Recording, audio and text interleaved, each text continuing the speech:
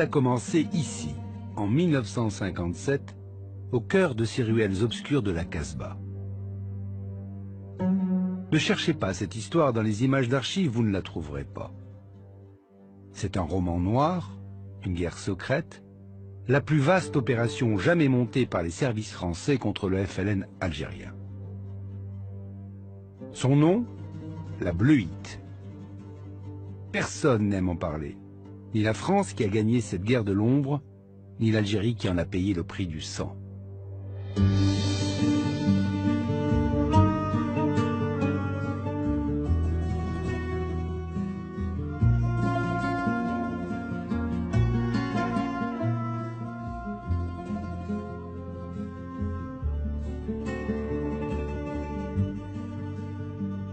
Rarement dans l'histoire, une opération aussi sophistiquée aura reposé sur les épaules d'un seul homme.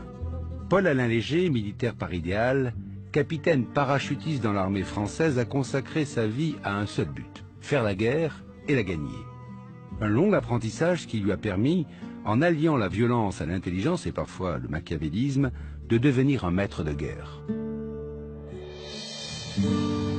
1946. La France est en paix, mais l'Indochine brûle. Léger découvre la guerre communiste révolutionnaire. Écœuré, il voit ses camarades mourir et son armée reculer face à un ennemi en sandales. Un ennemi qui sait frapper sans se montrer, alliant intelligence et terreur, et qui se moque bien des ratissages français qui ne bouclent que le vide des rizières. Le jeune lieutenant préfère travailler seul. Parachuté dans une île perdue, il met le feu à la côte ennemie, transforme les pêcheurs en commandos et se spécialise dans le retournement des prisonniers Viet Minh, dont il fait ses plus fidèles alliés. Avec eux, il va multiplier les coups de main et les coups tordus. Seul à la manœuvre, entouré de ses indigènes, aussi invisible que son adversaire, il sait désormais infiltrer l'ennemi, le manipuler et l'intoxiquer jusqu'à sa destruction. L'art de la guerre psychologique. À 36 ans, en quittant l'Indochine, le capitaine Léger emporte ses armes et sa méthode.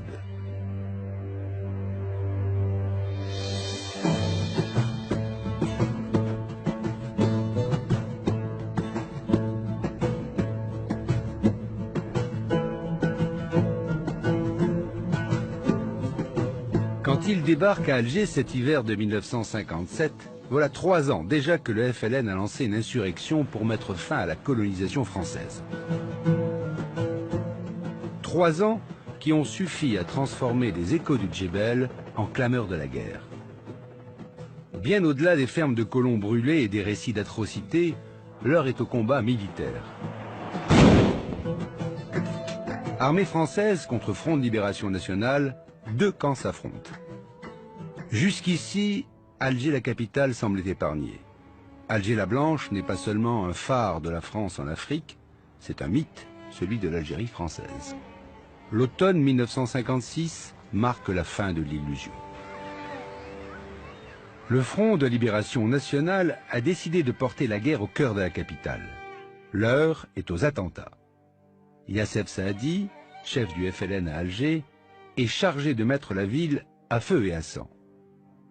Sur la scène internationale, le front sait bien qu'un seul attentat à Alger fait plus de bruit que n'importe quelle victoire dans le maquis. Et Alger a un point faible, la Casbah, où se cache le chef du FLN. La caractéristique de la Casbah fait que c'est particulièrement propice à l'action clandestine. Des murs sans fenêtres, les terrasses des maisons qui donnent entre elles. C'est la ville interdite pour les Français. C'est la ville interdite pour les militaires français. À l'abri dans sa forteresse, Yassef Saadi peut envoyer des femmes poseuses de bombes, déguisées en européennes, semer la mort dans toute la capitale.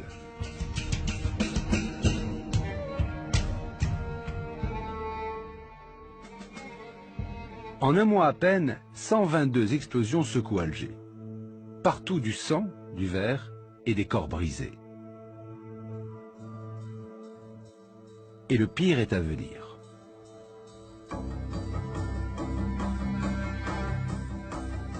Ce dimanche après-midi, sur la scène du Casino de la Corniche, un orchestre célèbre et, sur la piste, des jeunes Européens qui dansent. L'engin de mort soulève l'estrade et souffle la salle.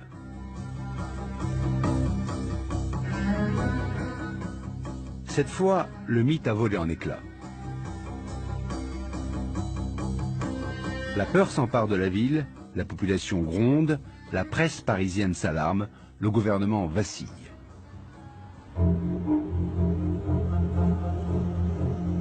Le 7 janvier 1957, 8000 combattants d'élite de la 10e division parachutiste entrent dans la capitale. Le général Massu, qui les commande, reçoit les pleins pouvoirs et une mission, pacifier la ville par tous les moyens. On connaît la suite sous le nom de la bataille d'Alger. L'armée rafle et torture à grande échelle, 24 000 suspects arrêtés, 3 000 disparus. Une besogne de basse police pour l'élite de l'armée française qui se salit les mains, mais réduit le FLN au silence.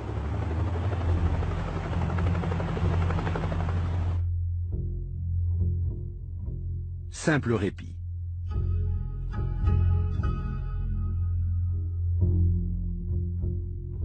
Les paras repartent, mais Yassef Saadi est toujours là. Et il se fait photographier souriant au milieu de ses poseuses de bombes. À l'état-major, quand on se demande qui sont les experts en subversion, ceux qui savent se battre contre un ennemi invisible, un nom, un seul, revient toujours en premier. Le capitaine Léger.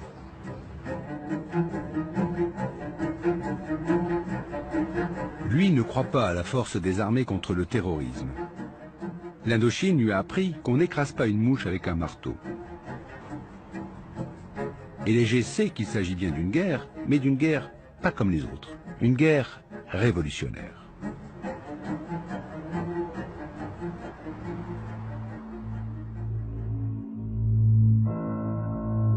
Il est temps de mettre sa propre méthode en action. D'abord dans la Casbah de Yassef Saadi, ensuite dans le maquis du terrible Amirouche. Printemps 1957. En 3 ans de guerre, le FLN s'est organisé. Il a construit une armée de libération nationale, la LN, forte de 30 000 hommes, et divisé l'Algérie en 6 régions militaires, les wilayas. Retranché dans sa forêt de Lafkadou, dans la wilaya 3, Amirouche le Terrible tient tête à toute l'armée française. Tout le monde le craint, le respecte et souvent le vénère. Les Français l'ont surnommé le loup de Lafkadou. Mais les révolutionnaires en culotte courte ne rêvent que de le rejoindre pour mourir à ses côtés. Amou Amirouche avait 19 ans et la chance de porter le même nom que son héros. Il rêvait de le rencontrer, il deviendra son secrétaire particulier. Il mettait en exergue la fibre d'orgueil des paysans, en disant, regardez, la France nous a colonisés pendant plus de 100 ans. Elle nous a humiliés. Elle a humilié nos femmes et nos enfants. Ça ne peut plus durer.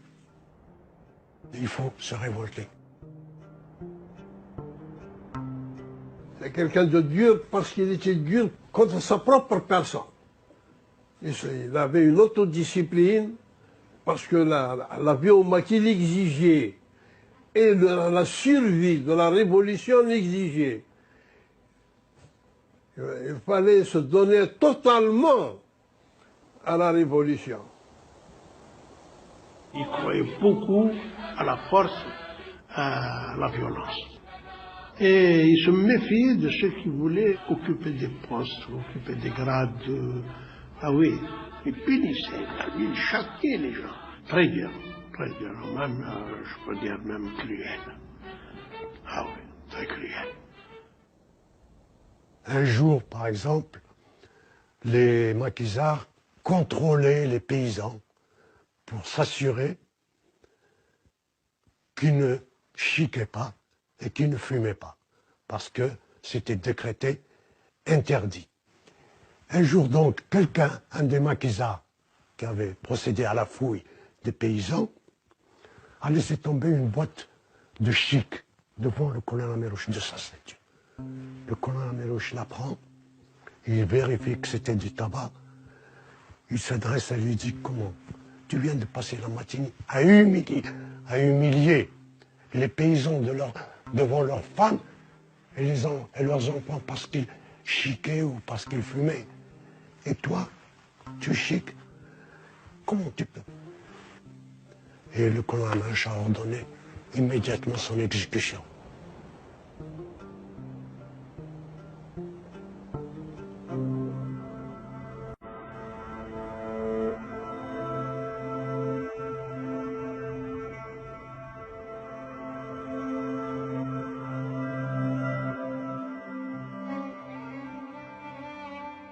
Ce matin, il fait déjà une chaleur écrasante dans la Casbah. L'été algérien est là. Pour sa première action, Léger a décidé de déstabiliser le FLN par un coup d'éclat au cœur de sa forteresse. La Casbah, le plus solide des bastions de la rébellion. Les groupes de choc, les jeunes militants du quartier, sont chargés par le FLN d'imposer une vie austère. Interdit de fumer ou de boire, interdit d'écouter de la musique à la radio, interdit de jouer au domino. Des règles strictes, façon de mieux contrôler la population. On punit les réfractaires à coups de rasoir en leur tranchant le nez, les lèvres et les oreilles.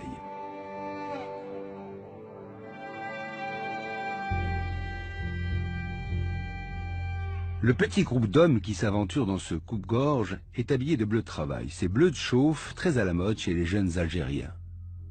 Mais sous leur veste pointe un pistolet mitrailleur Mat 49. Ce sont les bleus du capitaine Léger. Leur objectif, un café mort au cœur de la vieille ville.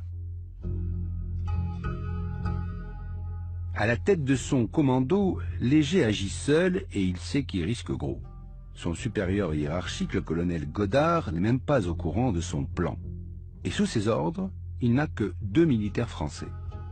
Le sergent-chef Barjou, dit Dédé Leblond, un homme du Nord, aux yeux bleus et cheveux clairs, qui dort avec 2 pistolets de gros calibre sous son oreiller et ne rate jamais sa cible. Et le sergent-chef Abdelhamid, un colosse, dit Surcouf, un ancien d'Indochine devenu l'ange gardien de son capitaine et la terreur des hommes du FLN. Tous les autres sont d'anciens combattants du FLN.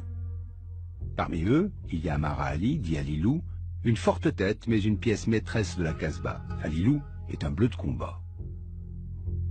Alilou, qui était l'ancien adjoint, donc agent de liaison de l'ISF, connu comme le loup blanc, Alilou. Il ne devait pas savoir qu'il était arrêté. Ce qui fait que quand le tenancier de Café Mort nous a vu rentrer, évidemment, Alilou a été accueilli les bras ouverts. Alilou a dit au tenancier en disant bah, tu mets pas la radio, là, mais la radio qui a un peu de musique. Ah, mais il dit frère, tu sais très bien que c'est interdit. Interdit par qui? Par le front. Il dit c'est interdit, tu devrais le savoir, toi. C'est le front qui commande. Et alors Alilou, à ce moment-là, lui a mis une paire de livres monumentales. Et il lui a dit, à partir d'aujourd'hui, tu sauras que c'est pas le front qui commande, c'est lui. Il m'a désigné, il dit, c'est lui qui commande. Alors là, ça a été le cercle complet. On a fait sortir les boîtes de jeu, tout le monde a fumé, tout le monde a joué au domino, et la musique à fond, hein, à fond. Ça peut paraître idiot, mais c'était quand même un succès terrible dans l'esprit de la population. Qui se disait, ils sont 6 ou 7 là, et c'est eux quand même qui commandent, quoi. Hein. Et ça a commencé comme ça. Les Bleus ont donné un grand coup de pied dans la fourmilière. Bon début. Mais Léger veut aller beaucoup plus loin et transformer la Casbah en zone interdite pour le FLN. Qui règne sur la vieille ville? Qui porte les messages secrets sinon les membres des fameux groupes de choc? Ils sont la clé de la Casbah. Alilou, l'enfant de la rue, les connaît tous. Du cireur de chaussures jusqu'au gros caïd de quartier. Un à un, Léger les fait arrêter.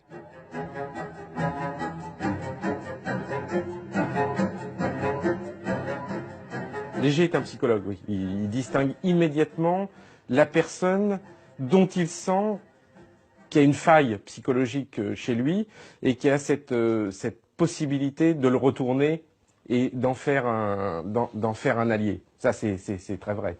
Il est extrêmement psychologue.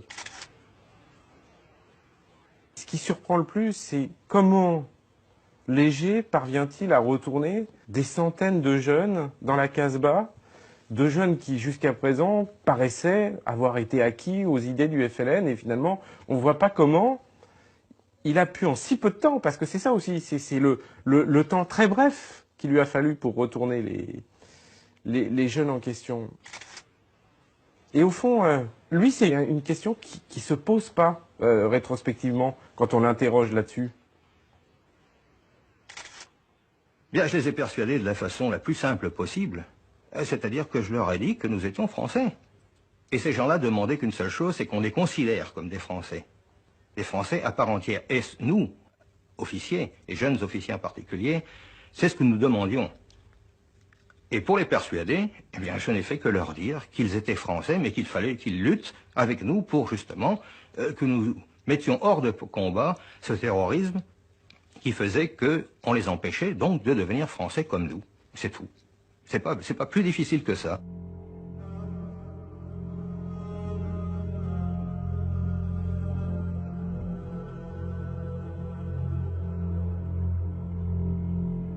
À partir du moment où j'ai réussi à prendre en main tous ces groupes de choc, ce qu'ils appelaient les groupes de choc, il est évident que l'état-major du FLN dans la Casbah, c'est-à-dire l'état-major de Youssef Saadi et ses poseurs de bombes, ont été coupés pratiquement de toute la population.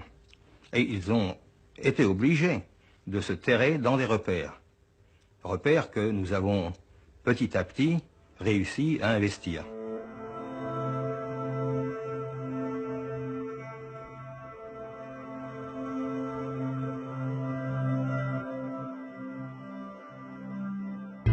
Dans son QG d'El Biar, une villa aux 7 chemins Vidal, Léger a convoqué Ouria, une jeune femme très brune, ancienne messagère du front qui vient de rejoindre les Bleus.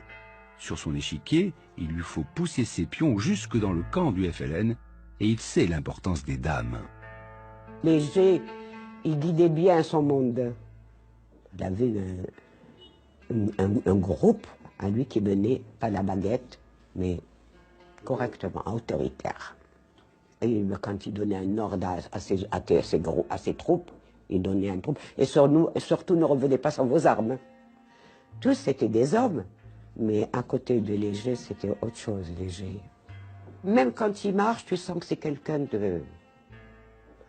d'un combattant. Voilà. Je trouvais le pas de mot, d'un combattant. De quelqu'un qui sait ce qu'il veut, et ce qu'il veut, il l'a. Entre Léger, l'homme fort, et la jeune Ouria, le courant passe tout de suite. D'autant que la jeune femme est très en colère contre les attentats aveugles du FLN. Mais moi, j'en voulais à ceux qui posaient des bombes, comme le Mikbar, comme nous avons posé tous les bombes. Je leur en voulais de tuer des gens. J'étais pas d'accord. D'un coup, ils mettent une bombe dans un bus, ils mettent un truc dans un parquet rue, ils mettent... Pourquoi ils ne vont pas le mettre dans le gouvernement? Ils les mettent au tontonville où les gens sont en train de prendre un jus, un café, que tout le monde saute. Les vieux, les parents, les mamans, le berceau, les gens d'eau, tout ça. Ça, je n'étais pas d'accord.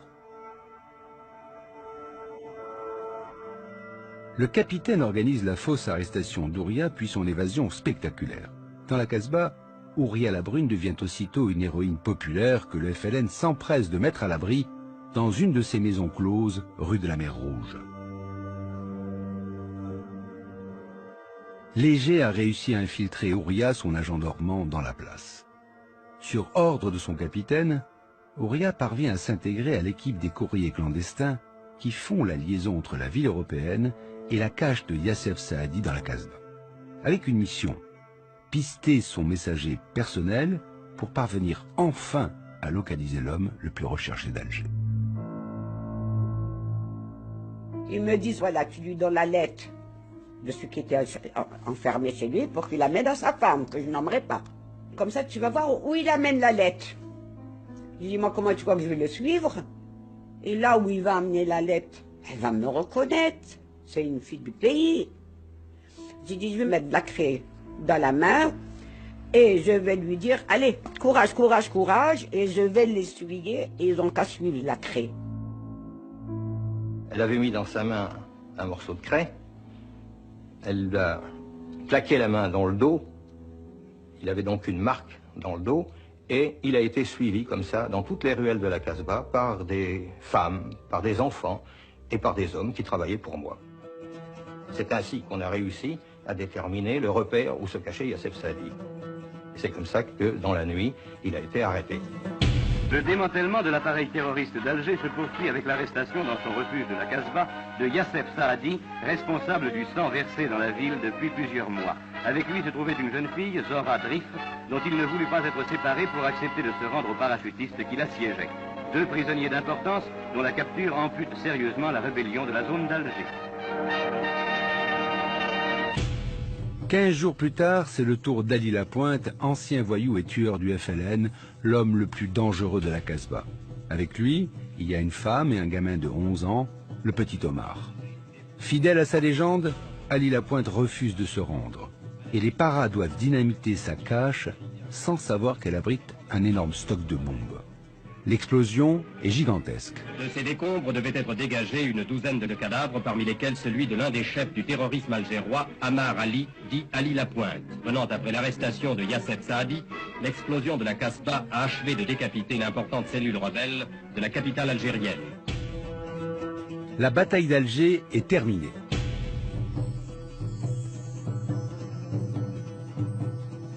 Léger, lui, regarde déjà vers les hauteurs des montagnes de Kabylie.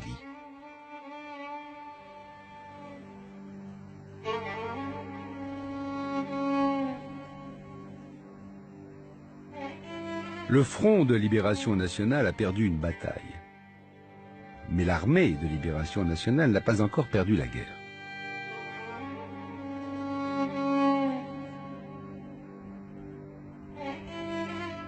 Ami Rouge connaît bien ces Djounoud, combattants de la première heure, des paysans durs au mal et au feu. Mais il manque cruellement de cadres, surtout ceux qui savent lire et écrire.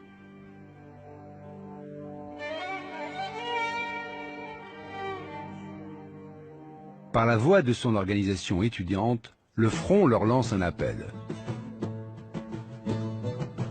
Avec un diplôme en plus, nous ne ferons pas de meilleurs cadavres.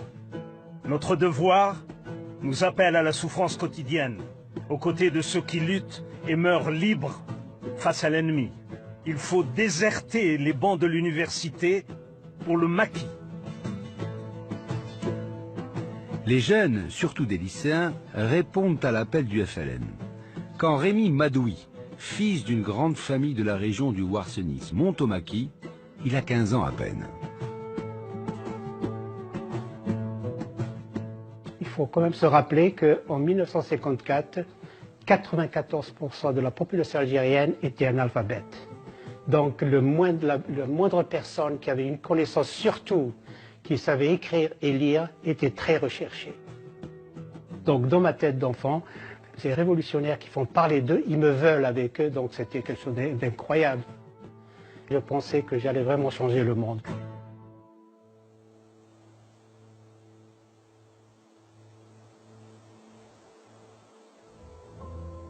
C'était des marches, des heures entières, et surtout pendant la nuit, parce qu'évidemment il fallait éviter le jour pour ne pas être repéré. C'était des poursuites sans fin. Et l'autre chose aussi qui m'a toujours marqué jusqu'à maintenant, c'est la faim. Parfois ça durait 2-3 jours sans manger, et très souvent c'était surtout une galette, mais peut-être avec un œuf, un bout de fromage. Et ce sont, je crois, les 2 expériences qui m'ont marqué d'ailleurs pendant très très longtemps. C'était la faim et la marche.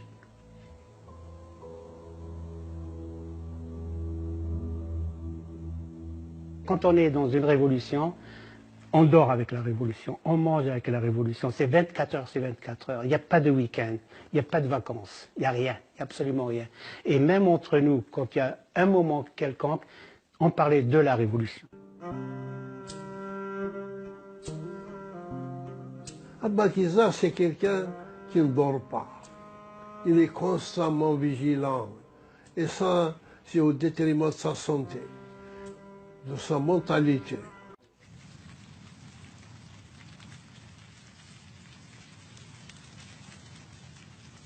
Tous ces jeunes sont prêts à mourir pour la cause.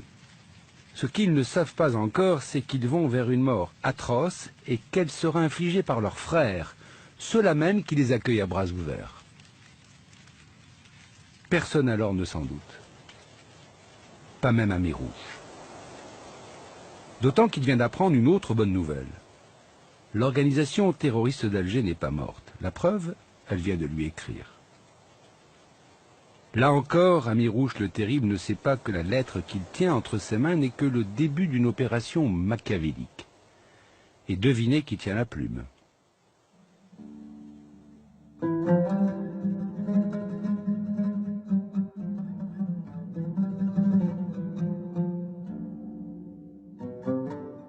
Lorsque toute l'organisation rebelle sur Alger a été mise hors de combat, j'ai gardé par l'intermédiaire d'anciens rebelles qui étaient ralliés, qui travaillaient pour moi, j'ai gardé des relations avec le commandant de la Wilaya 3, c'est-à-dire le colonel Amirouche, qui ne se doutait absolument pas que l'organisation rebelle d'Alger avait été non seulement démantelée, et il pensait qu'il en restait encore, et ceci parce que je lui écrivais, par l'intermédiaire évidemment de gens qu'il ne pensait pas arrêter, mais qui en fait travaillaient pour moi. Plusieurs mois de correspondance fictive et d'infiltration finissent par obtenir un résultat inespéré. Le 12 novembre 1957, un des bleus envoyés par Léger comme émissaire vers le maquis d'Amirouche revient porteur d'une lettre incroyable.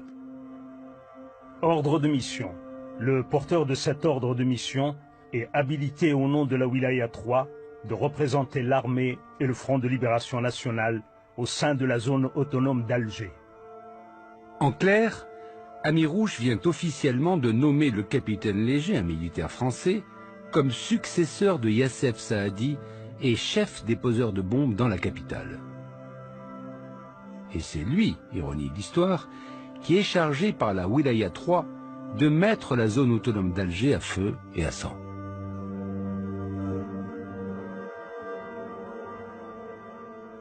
C'est-à-dire qu'il est arrivé à un moment donné où nous avions un échange de correspondance avec le colonel Amirouche et j'étais ravitaillé en armes par les rebelles eux-mêmes, qui me demandaient d'ailleurs de faire des attentats sur Alger, pensant qu'ils avaient affaire à une organisation FLN. La Wilaya 3 qui dirige la zone autonome d'Alger lui demande des résultats. Or, des résultats, il en a très peu, parce qu'évidemment, il va pas commettre des attentats. Donc, il est obligé d'organiser des faux attentats dans Alger. Alors, c'est des trucs, c'est presque grotesque, hein. Il balance une grenade dans son PC, il est obligé de faire exploser des voitures, etc. À tel point que le Godard, à un moment, lui dit « Mais vous êtes fou, vous êtes complètement fou, Léger.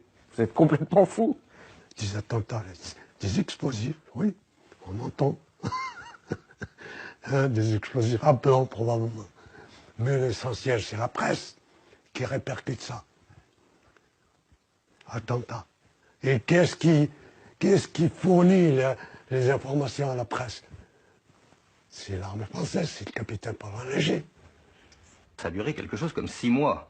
6 mois pendant lesquels Alger a été tranquille, car il y avait quelques attentats, mais c'était des attentats fictifs que je faisais moi-même, donc qui ne faisaient aucune victime, bien sûr.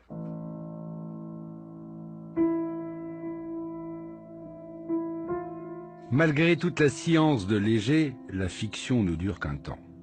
Trop peu d'attentats, peu ou pas de victimes, le colonel Amirouche tape du poing.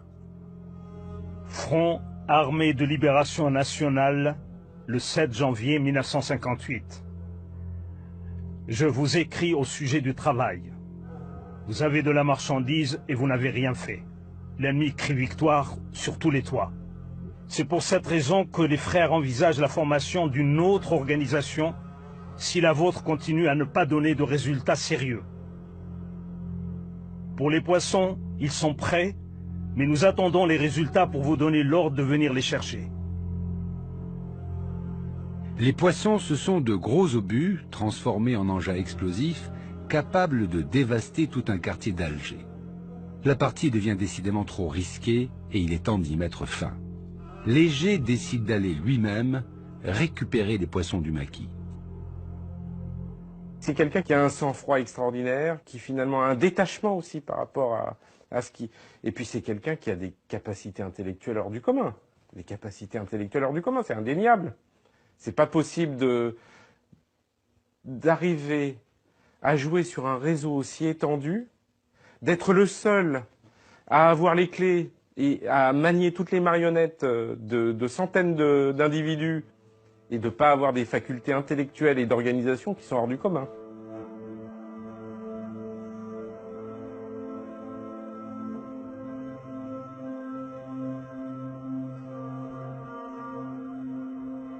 Une nuit, avec mes bleus, nous étions 13 d'ailleurs, nous étions que 2 Européens, et tout le restant était d'anciens rebelles. Nous sommes allés déguisés en fédayines, et nous avons coiffé le poste de commandement dans le maquis kabyle.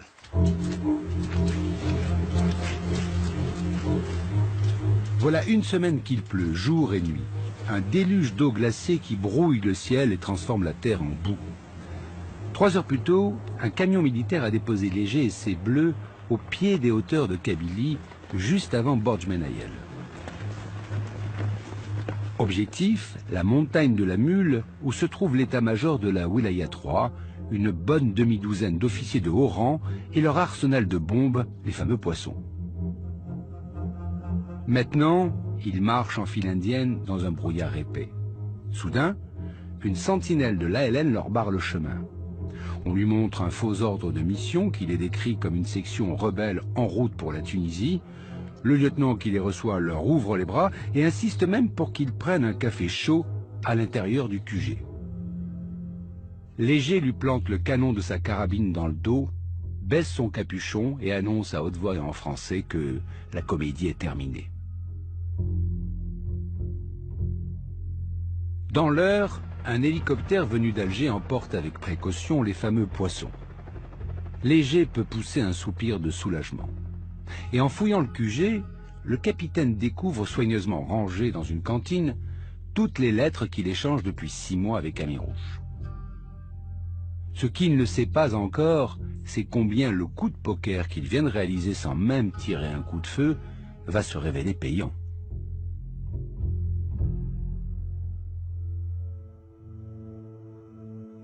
Le doute a commencé lorsque le colonel Amirouche a muté un lieutenant vers une zone, et 48 heures après, nous arrive la nouvelle qu'il avait été capturé, avec une demi-douzaine de ses collaborateurs, sans qu'un coup de feu soit tiré.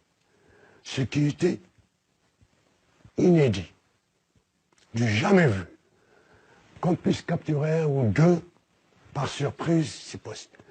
Capturer une demi-douzaine sans qu'il y ait un coup de feu tiré, ça, le doute a été introduit par ce phénomène.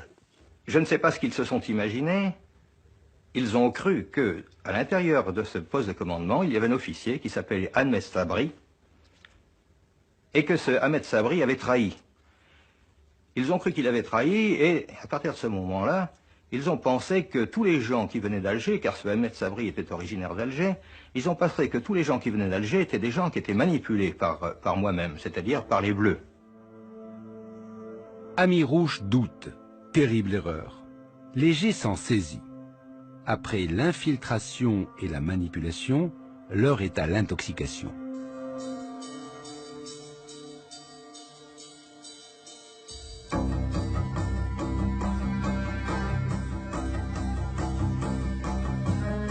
Si Amirouche croit que sa wilaya est gangrénée par des traîtres qui travaillent pour les militaires français, Léger va tout faire pour le convaincre qu'il a raison.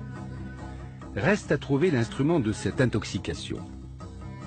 La chance lui sourit sous les traits d'une ravissante jeune fille de 18 ans, Tadjer Zora, dit Rosa, arrêtée à Borj-Menayel pour avoir cousu un drapeau du FLN. Face au beau capitaine français, la belle lui fait du charme et accepte aussitôt de rejoindre les Bleus. Un ralliement bien trop rapide pour Léger le psychologue. Rosa ment, Léger en est sûr, très bien. Alors, il va se servir d'elle. Dans son bureau, il lui lit des lettres truffées de signatures connues du FLN et une liste imaginaire d'espions à sa solde que le capitaine français prétend avoir infiltrés dans le maquis d'Amirouche. En la raccompagnant chez elle, à Alger, Léger prend soin de traverser au pas le marché de Borj-Menaïel. Habillé en grand uniforme de parachutiste, le capitaine Léger roule au pas, fenêtre ouverte, il prend son temps. Le temps pour les guetteurs du FLN d'observer et de rapporter au maquis la présence de cette jeune Algérienne qui s'est vendue aux militaires français. Rosa ne donnera plus de nouvelles. Léger, lui, sait très bien où elle est partie. On a eu des nouvelles quelque temps après. Lorsqu'on a appris qu'elle était remontée au maquis, et que là, elle était tombée sur le fameux capitaine Mayous, dit Hassen la torture, qui évidemment l'avait accusée d'être une espionne. Elle s'est défendue comme un beau diable, et il lui a dit, écoute, tu m'accuses d'être une espionne, mais alors des espions, autour de toi, il y en a en pagaille. Parce que moi je sais. Alors là, Mayous, qui n'était pas très intelligent, a voulu en savoir beaucoup plus.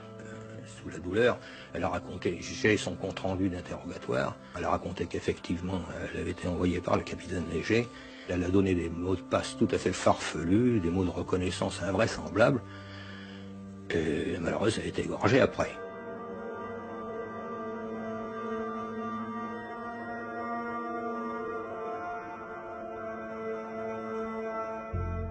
Rosa a bien servi. Hassen la torture a fait son œuvre. C'est un ancien de la Gestapo. Avec lui, tout le monde avoue, même les innocents. À la lecture des aveux des suppliciés, Amirouche, lui, voit tous ses soupçons confirmés. Injecté dans les veines de la Wilaya 3, le virus de la bluite va désormais se propager dans le corps du maquis kabyle. Après l'appel de Rosa, à ce moment-là, on a commencé à arrêter tous les officiers de cette zone-là. Et comme c'est une zone fraîchement structurée, elle était donc structurée par des jeunes étudiants. Et tous sont passés à la casserole.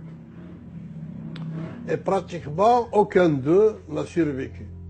Le premier signe qui m'a alerté que quelque chose n'allait pas comme il le faut dans la tradition du FLN, c'est que les gens qui étaient interrogés, qui suivaient l'un l'autre, et que je connaissais très bien, c'était des cadres. Toutes les questions qui leur étaient posées, c'était quel est ton patron, à quel réseau tu appartiens, quand tu as commencé, ça devenait très suspect. Jusqu'au jour où mon cousin Germain avait été arrêté, et imaginez, cousin Germain avec qui on a grandi, parce qu'on avait à peu près 10 mois qui nous séparaient, donc on a grandi ensemble dans la même maison où nos parents habitaient, et on a été à la même école, et voir mon cousin être torturé, pratiquement tué à petit feu, et ne pouvoir rien faire, c'était...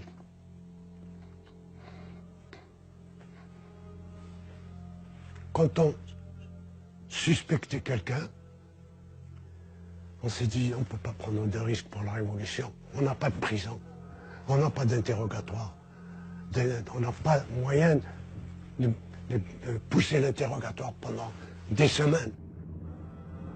Surtout avec les opérations militaires constantes, les ratissages constants.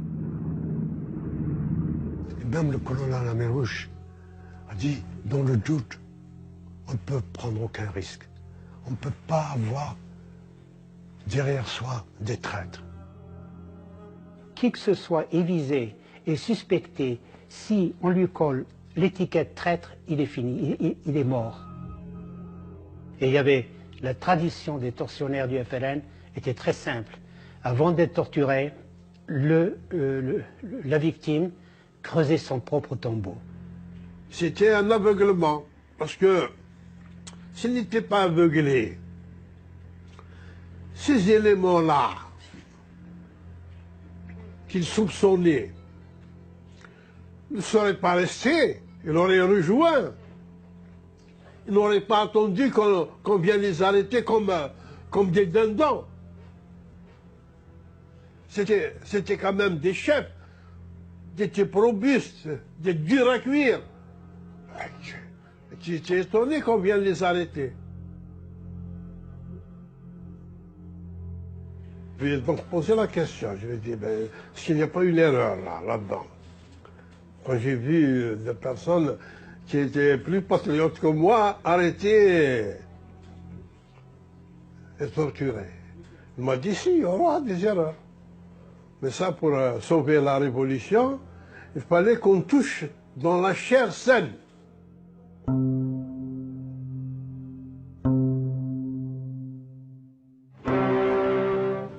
La découverte du PC opérationnel d'Amirouche, chef FLN de la wilaya numéro 3 d'Algérie, révèle l'existence d'un charnier où sont retrouvés les cadavres horriblement mutilés de 400 fellagas assassinés sur l'ordre de leur chef. Des restes sanglants impossibles à montrer ici et des instruments de torture qui sont autant de preuves des épurations inhumaines que les rebelles effectuent périodiquement dans leurs rangs.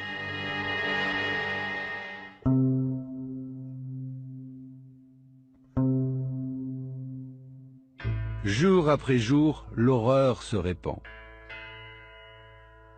Après 5 ans de maquis, Rémy Madoui va, à son tour, se faire prendre dans l'engrenage infernal de la bleuite. C'était au mois de mars, le 19 mars, donc je rentrais à mon PC, et au moment où je suis rentré dans la casemate, j'ai déposé ma mitraillette, donc 2 personnes me sont sautées dessus, m'ont mis par terre et m'ont ligoté, sans savoir pour absolument aucune raison. Et on m'a emmené et je me suis retrouvé dans un centre de torture dirigé par le fameux Hassan Mayouz la torture.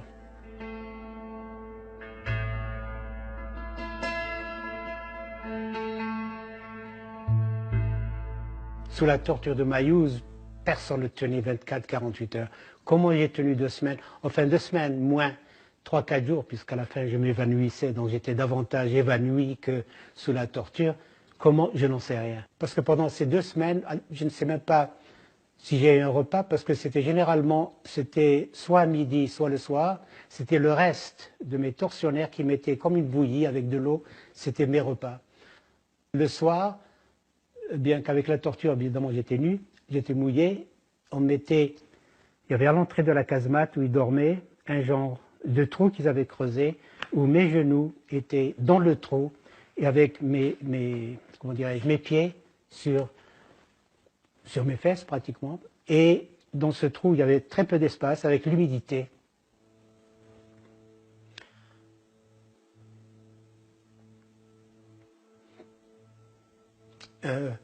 Donc impossible de dormir. Donc, pendant 2 semaines, la soif, la faim, le sommeil, donc on devient une loque, quoi, pratiquement.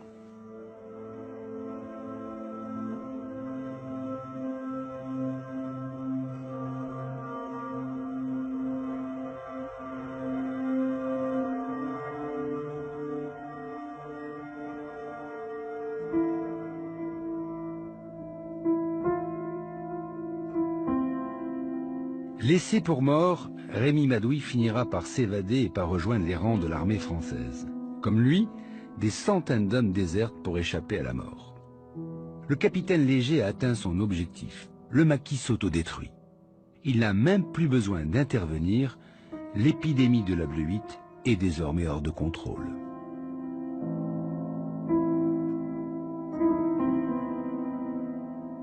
Amirouche va envoyer des lettres pour dire, ben voilà, attention, il y a des traîtres chez nous, on est obligé de faire des pogroms, etc. Mais il y a des traîtres chez vous, surtout. Et on le sait, parce qu'il y a des gars qui ont témoigné, qui ont dit il y avait des gens dans la wilaya 4, etc., qui étaient des traîtres, qui étaient en relation avec ce Français, ce Léger, etc. Et donc ça va flamber au-delà de la wilaya 3, ça va flamber dans la wilaya 4 et puis dans toutes les wilayas. C'est ça le principe de la bleuite. Aux armées, le 3 août 1958.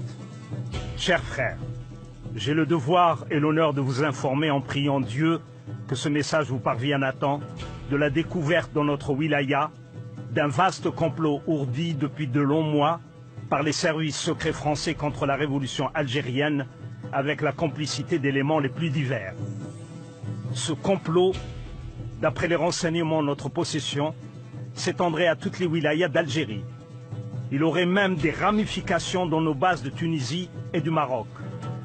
Le réseau tissé dans notre wilaya vient d'être pratiquement mis hors d'état de nuire après une enquête d'autant plus ardue que ces chefs dans le maquis étaient des hommes en apparence au-dessus de tout soupçon.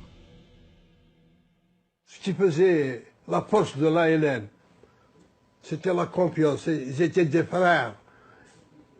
Ils étaient soudés par cette confiance-là. Et c'est ça qui était le socle, qui était le bouclier contre l'armée française. Ce socle-là s'est fissuré. Et c'est le moral qui est atteint. 70% de la force d'une armée, c'est son moral. 70%. Le colonel a déterminé ce qu'il a fait. Quand j'étais torturé, j'étais obligé de rejoindre l'armée française pour sauver ma vie, eh bien, je le regrettais. Okay? Probablement, s'il n'y avait pas le risque de perdre ma vie, je ne l'aurais jamais fait. Okay? Dans le sens même là où je devais sauver ma vie, le seul truc que je regrettais, c'est que je ne peux plus me battre pour mon peuple. C'est quelque chose d'incroyable, à 20 ans.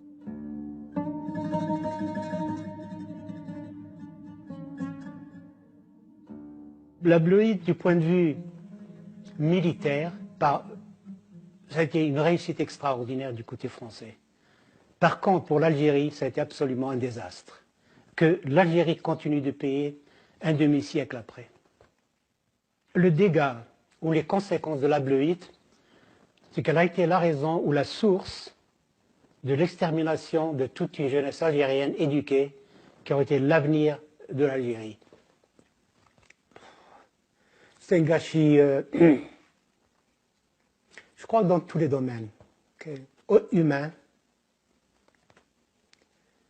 beaucoup plus qu'autre chose. C'est un gâchis, un pays qui aurait pu être l'exemple pour les pays sous-développés, surtout en Afrique et au Moyen-Orient. Ce peuple-là, si ça n'avait pas fini tel que cela a été, quel pays ce serait aujourd'hui? C'est ça, je crois, qui est c'est ce que j'appelle gâchis.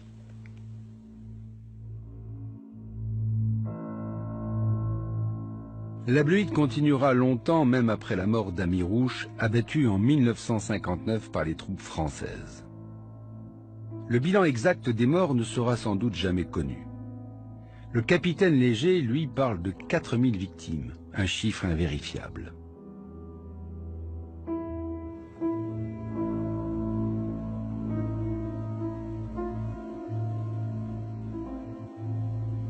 Qui dira le désespoir de ces jeunes patriotes sincères, morts en clamant jusqu'au bout leur foi dans la Révolution? Qui dira la colère des familles de ces martyrs qui ont gardé, au-delà de la mort, l'étiquette infamante de traître? La Bleuite n'a pas seulement affaibli le maquis et facilité l'action militaire des Français, elle reste une verrue sur le visage de la guerre de libération. Au nom de la pureté idéologique, elle a fini par retourner la violence révolutionnaire contre ses propres enfants. La Bleuite a abîmé l'Algérie nouvelle, changé le visage même du nouveau régime et coupé des passerelles entre l'Algérie et la France. C'est sans doute pour cela qu'aujourd'hui encore et des deux côtés, la Bleuite reste un secret bien gardé. Un tabou, un poison, une malédiction de l'histoire.